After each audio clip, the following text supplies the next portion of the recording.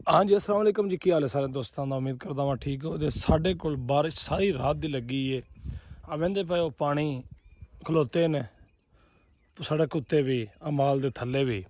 सारी रात बारिश हुई है तो कणकों का नुकसान वाह सारा हो गया, ढेर सारा हो गया, रज बड़ा हो गया।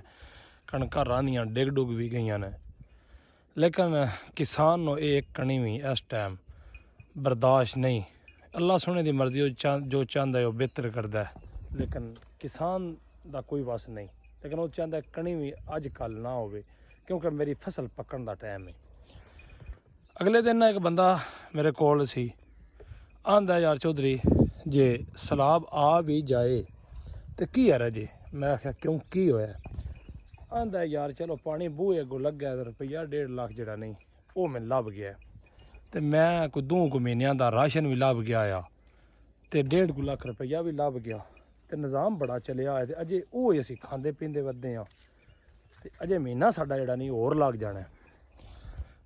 तो आंदा की डर है जी आ भी जाए तो चंगी गल ही है, कोई गौरमेंट दे ही छड़दी है ना। मैं आख्या तेरी सोच ते लख दी लानत है। मैं की तेन आखां, तू 2 किले मुंजी ला तो दरिया के नेड़े ला, तो जो आम पानी आंदा ना उहदे विच जाए तेरी मरी।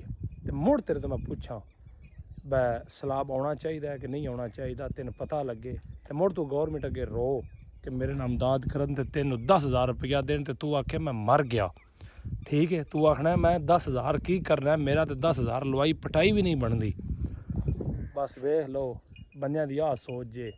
जट मरदे फिरदे न ते बंदे दुआ करते फिरदे न कि सैलाब आवे तो 1.5 लाख लभ जाए।